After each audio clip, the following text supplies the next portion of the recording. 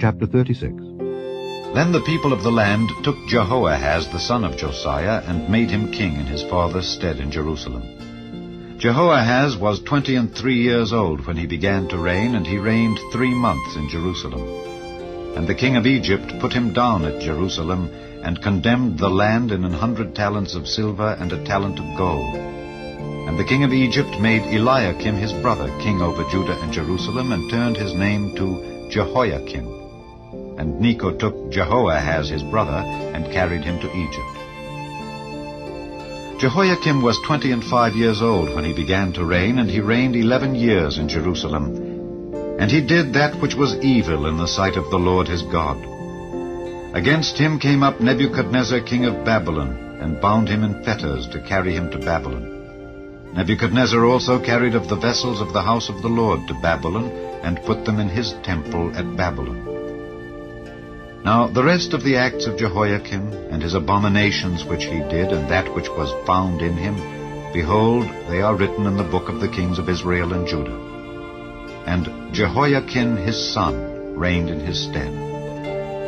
Jehoiakim was 8 years old when he began to reign, and he reigned 3 months and 10 days in Jerusalem. And he did that which was evil in the sight of the Lord. And when the year was expired, King Nebuchadnezzar sent and brought him to Babylon with the goodly vessels of the house of the Lord, and made Zedekiah his brother king over Judah and Jerusalem.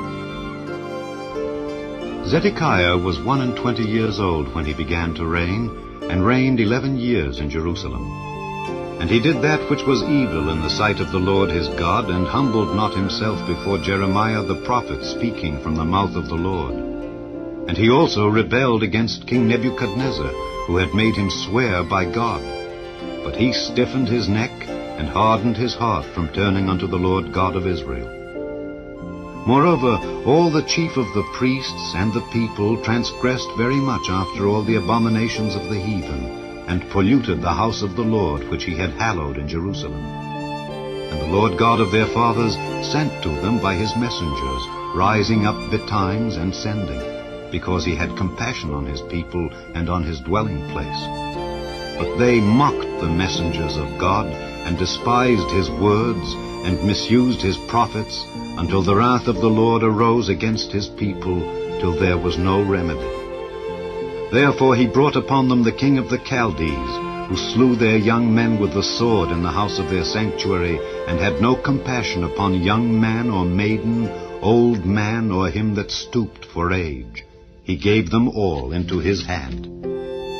And all the vessels of the house of God, great and small, and the treasures of the house of the Lord, and the treasures of the king and of his princes, all these he brought to Babylon.